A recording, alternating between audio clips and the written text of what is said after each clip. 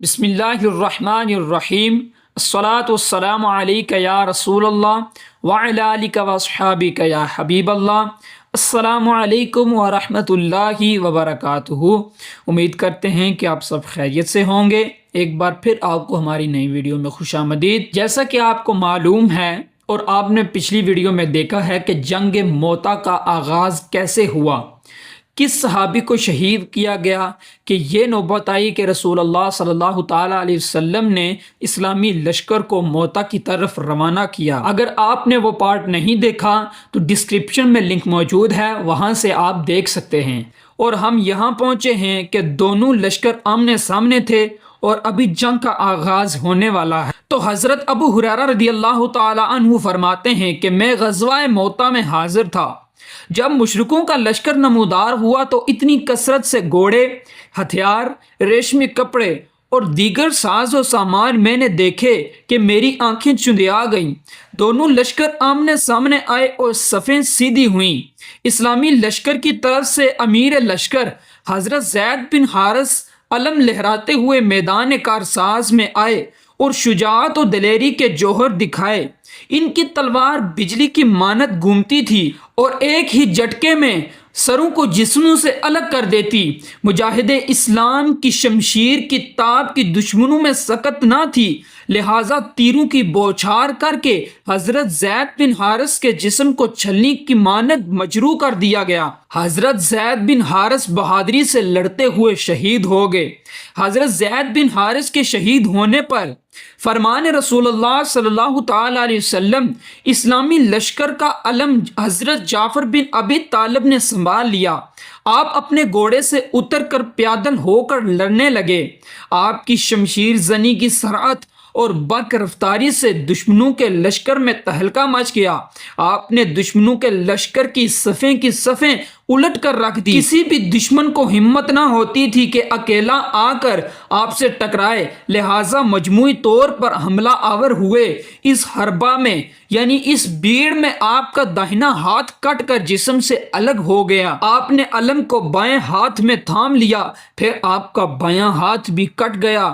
تو اب دشمنوں کے حوصلے بڑھ گئے اور آپ کے قریب ہونے کی ہمت ہوئی۔ ایک ظالم نے نزدیک آ کر آپ کی کمر پر تلوار کی ایسی شدید ضرب ماری کہ آپ کا جسم دو ٹکڑے ہو کر زمین پر آ گیا۔ حضرت عبداللہ بن عمر بن خطاب رضی اللہ تعالی عنہ فرماتے ہیں کہ میں جنگ موتا کے معرکہ میں موجود تھا۔ جب آپ نے مقتولوں اور شہیدوں کے درمیان حضرت جعفر کے بدن کو تلاش کیا تو ان کے مبارک جسم پر 50 سے زیادہ زخم شمار کیے، اور ان زخموں میں سے کوئی ایک زخم بھی ان کی پشت کی جانب نہ تھا، ماشاء اللہ، بلکہ تمام زخم سینے کی جانب تھے۔ اللہ تعالیٰ کی ان پر رحمت ہو اور ان کے صدقے ہماری مغفرت ہو۔ حضرت جعفر بن ابی طالب کی شہادت کے بعد لشکر اسلام کا علم حضرت عبداللہ بن رواحہ نے تھام لیا۔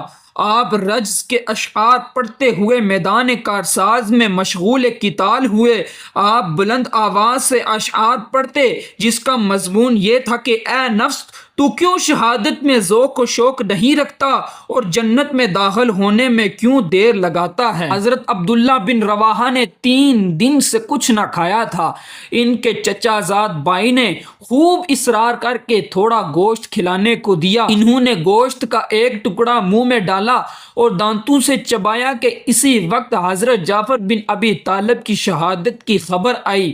انہوں نے اسی لمحہ گوشت کو یہ کہتے ہوئے تھوک دیا کہ اے نفس، جعفر تو دنیا سے چلے گئے تو ابھی تک دنیا میں مشغول ہے۔ اے نفس، شہادت کی طرف مائل ہو جا، شہادت سے مت بھاگ، خدا کے نام پر قربان ہو جا۔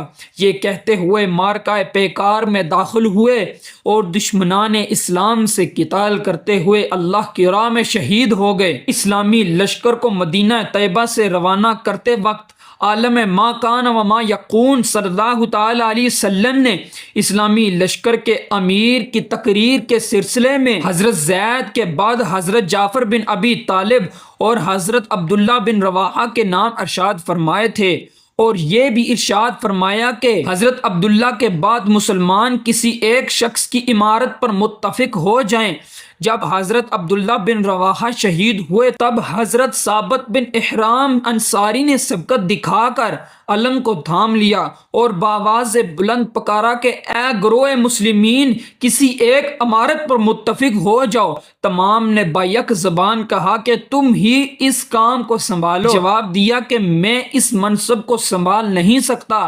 لہٰذا تمام نے حضرت خالد بن ولید کا انتخاب کیا۔ اس پر حضرت خالد نے حضرت ثابت سے کہا کہ اے ثابت، آپ مجھ سے زیادہ اس منصب کے مستحق اور لائق ہو، کیونکہ آپ اصحاب جنگ بدر میں سے ہو، مجھ سے عمر میں زیادہ اور بزرگ ہو۔ حضرت ثابت نے کہا اے خالد، شجاعت اور جوان مردی تمہارا کام ہے، میں اس علم کو تمہارے لیے ہی تھاما تھا۔ المختصر، حضرت خالد بن ولید نے تمام مجاہدوں کے اصرار پر لشکر اسلام کا علم اپنے ہاتھوں میں لیا۔ ارباب سیر بیان کرتے ہیں کہ جس وقت حضرت خالد نے علم تھاما تھا، اس وقت جنگ کی نوبت یہ تھی کہ اسلامی لشکر کو ہزیمت کا سامنا کرنا پڑا تھا۔ مشرکین نے اپنی تمام طاقت کا استعمال کر کے ان پر ٹوٹ پڑے تھے۔ امڑتے ہوئے سیلاب کی طرح مجاہدوں کی چھوٹی جماعت کو اپنے نرغہ میں لے لیا تھا۔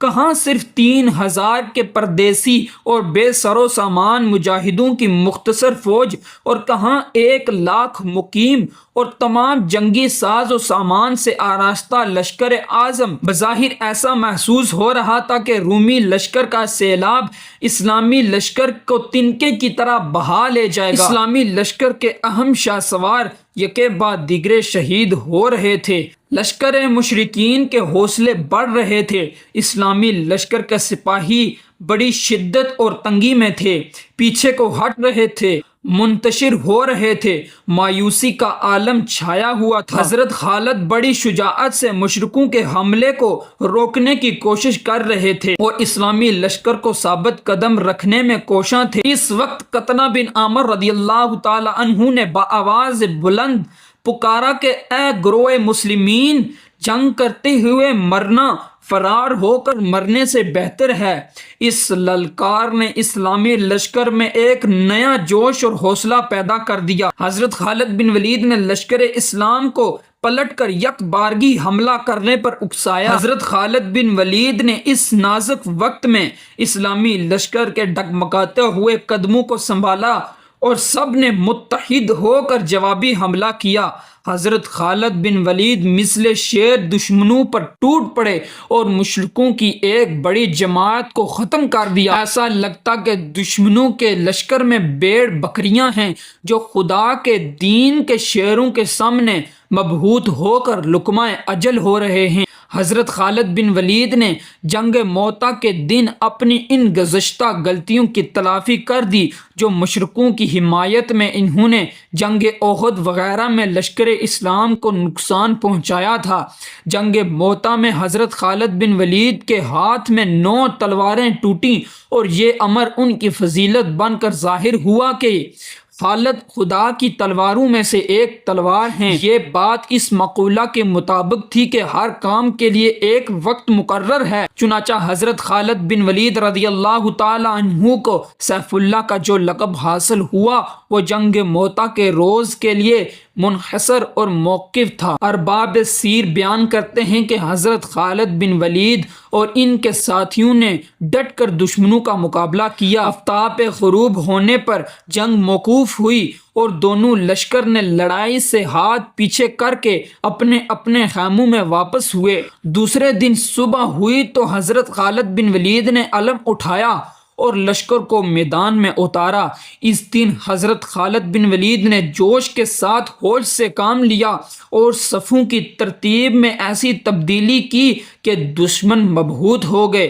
گزشتہ کل جو لوگ لشکر کے اگلے والے حصے پر تھے ان کو آپ نے پیچھے کر دیا، اور جو پیچھے تھے ان کو آگے کر دیا، اور جو دائیں والے تھے ان کو آپ نے بائیں طرف کر دیا، اور جو بائیں طرف والے تھے ان کو دائیں طرف کر دیا۔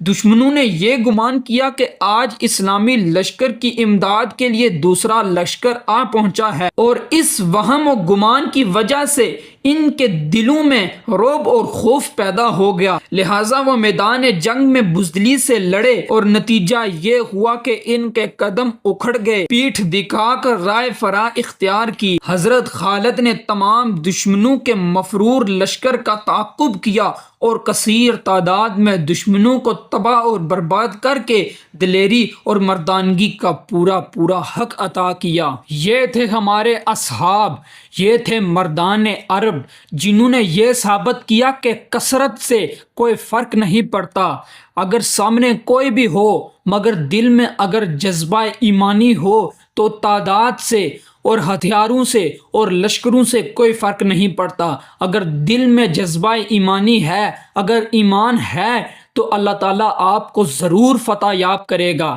اسی کے ساتھ ہمیں اجازت دیں، اپنی دعاؤں میں ہمیں یاد کریں، اپنا بہت سا خیال رکھیں۔ اللہ حافظ، فی امان اللہ، السلام علیکم ورحمۃ اللہ وبرکاتہ۔